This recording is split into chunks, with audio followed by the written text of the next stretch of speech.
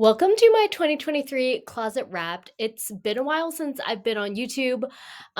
If you can tell, I'm just a bit over money and finances right now because I haven't been learning anything new. I'm sort of at a really good place with my fire and financial independence slash early retirement journey.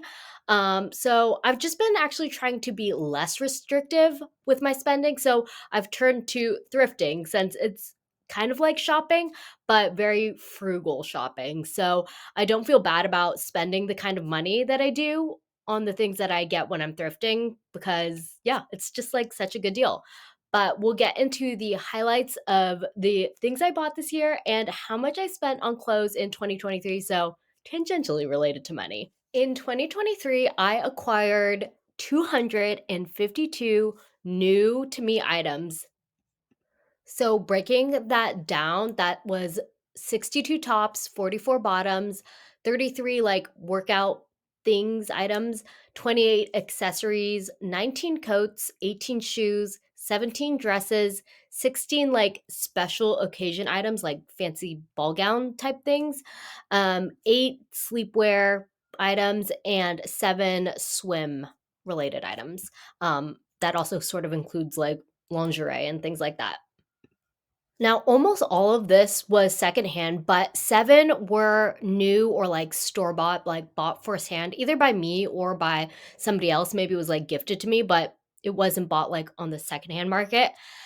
219 of the things were thrifted, and those are true thrift stores like Goodwill, Savers, Save More, and 3 were secondhand. So I consider those like consignment. I should put consignment, but like Buffalo Exchange, Second Street, Crossroads, and 2 were bought secondhand online. So Poshmark, eBay, Mercari type items, type stores. That means 97% of the things that I purchased this year were secondhand. And I would say at this point, like 90% of my closet, my entire closet, including everything from the years past, is secondhand at this point, too.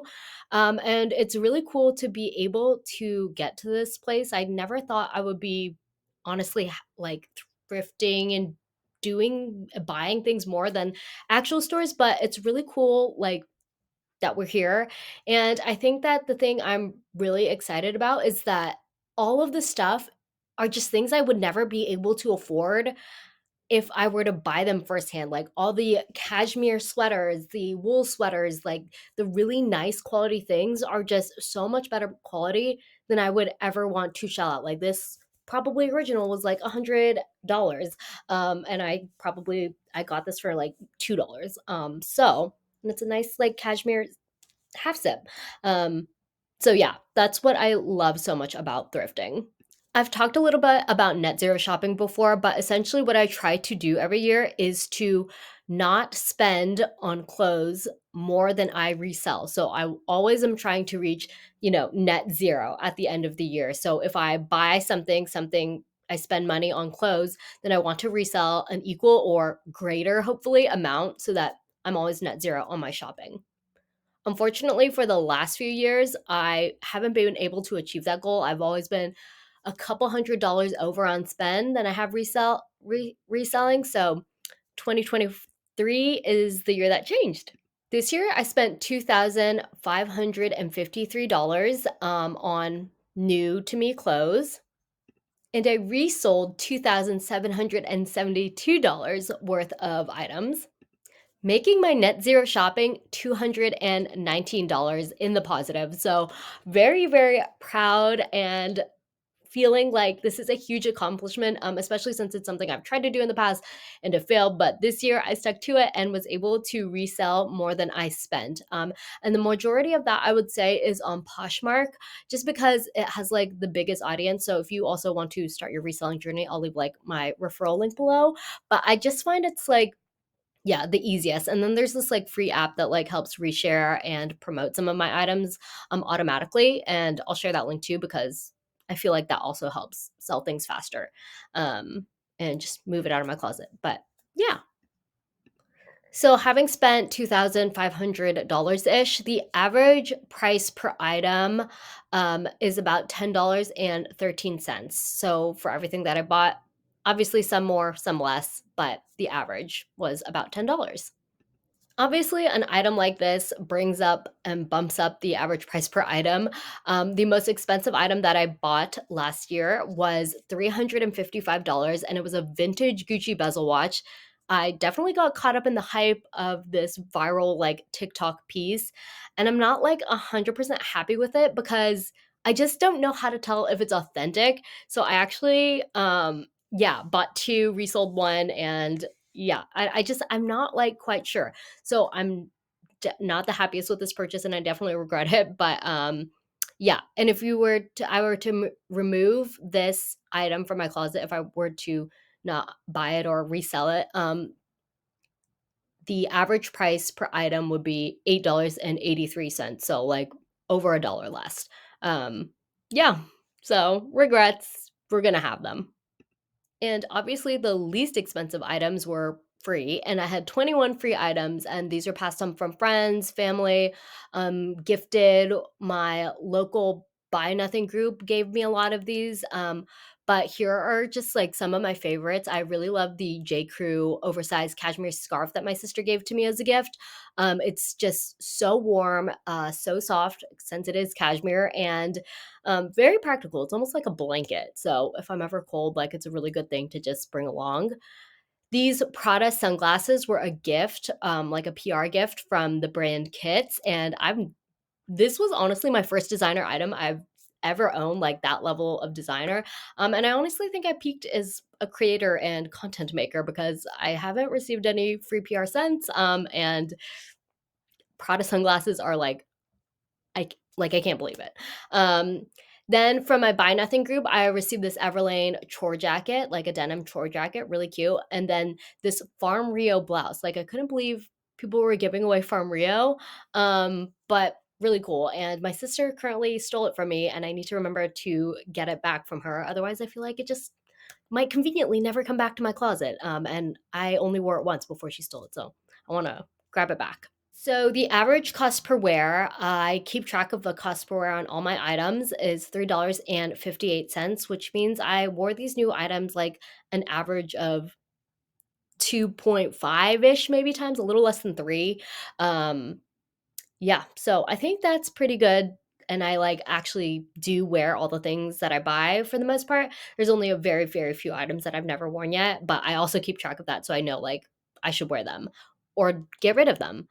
At the end of the year, the highest cost per wear item in my closet was this Sir the Label lino cut string bikini because I wore it 0 times, and paid the most for it. And this was sort of like a thrifting mistake, I would say, on my end. I thrifted the bottoms new, and they were like new with tags, but they were like $20, which is kind of expensive for like a thrifted Goodwill item. And so, of course, I had to go buy the matching top that was still available on their website online. And it was $100 to buy at the US site, but on the Australian site, it would translate to like the exchange rate is better. So it's an Australian brand and it was only $60. So I bought it on the Australia site because I conveniently happened to be going on a business trip there in February. So shipped it to a coworker's house and I'm not going to pick up the top till February. So that's why I haven't worn it. So hopefully I get to wear it when I go to Australia. And just wear it every day and bring the cost down because I got to. I got to. And it's really cute. I'm excited to wear it. And the lowest cost per wear item in my closet is this Old Navy black Power Chill workout jumpsuit for 1 cent cost per wear. I've worn it 11 times and I paid for it with a gift card, but it was 6 cents on my end. And that's like the value that I put in my tracker. And I definitely wore this a lot because this is like my go-to thrifting outfit.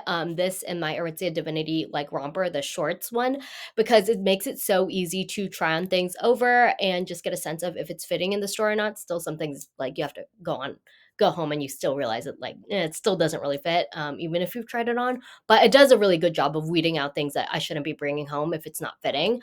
But yeah, this is like definitely a go-to. It's actually probably less than a cent, but Google Sheets only like lets it drop to 1 cent. So fractions of a cent at this point. Yeah, just a closet staple. So for my most worn items in my closet, I had put like the top three. So coming in at number three is this Jones, New York wool coat, and I wore it 16 times. It's a really nice oversized fit, so I'm able to like throw it on with even thinner coats, like and more layers, like cashmere. I could wear this cashmere sweater and another coat, and then that coat on top. Just really keeps me really warm. And I wore this throughout Europe almost every single day. Um, and it was actually like only in the recent like month, I would say, it made it to this level of wears. Um, and I actually liked it so much, but it's like a little bulky on the shoulders, and so I did just thrift another Jones New York wool coat.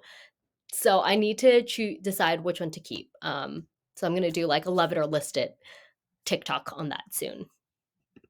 The second most worn item in my closet are these airy flare yoga crossover leggings. They are so comfortable, and I think I'm going to get like a brown pair because these are just like my go-to. Really anytime they're clean, I would wear them. And yeah, they're just so comfortable and they look really cute and are very flattering. So, definitely recommend these airy flare leggings. I've influenced a couple of my friends to get them, thrifted a pair for my sister, and they're just the best. I was kind of surprised about this one, but my most worn item at 22 times is this Banana Republic quilted army jacket. I think it's also because I got it along with the leggings the like first day of January, so I had it also in my closet the longest of the year, so that could make some sense. But this jacket was is also so like my go-to travel jacket because it's so like big and oversized. I can wear it over anything, and it has a ton of pockets. I can carry like my Kindle, my iPad mini, and a water bottle on the other side, and like on the inside, and like has pockets on the outside too. It's just so versatile. But it's also lightweight and really easy to layer. So those are why I like it. And yeah, it just kind of stuck up on me on like these two jackets. I guess outerwear is a little bit easier to wear with everything. So that's why it's in my top. Maybe I should have broken it out a little bit more by categories and like what I wore each in each category the most. That could be interesting. But yeah, most worn item in 2023. So, going into this new year, these are sort of the mindset things I want to keep for shopping this year. I really want to stop buying brand name pieces that I don't really wear. There's like I got a diesel dress that I it's not really my style, just got it for the brand name. This little Oscar de la Renta dress also just took home with me because it was like a brand, but the dress is not cute, and I've never worn it. I need to start figuring out my personal style. I want to do the 75 hard style challenge where I am trying to not shop for 75 days and style myself without using inspiration or like any photos from Pinterest, just to see what I'm actually gravitating towards myself, like without any outside influence. I don't remember the TikToker who started this challenge, but I thought that was a really good idea. But I'm not going to do it till probably Q2 because since I'm going to Australia, I like to thrift when I'm traveling or exploring a new place. So, yeah, and January is just one of the best months to thrift because everybody is like, New Year, no clutter, time to donate. So yeah, not holding myself back this month. I want to continue net zero shopping. Obviously, that was such a success, and I feel like since I resold so much, like the shopping was essentially free. Probably a bad way to look at it, but that's how I think of it.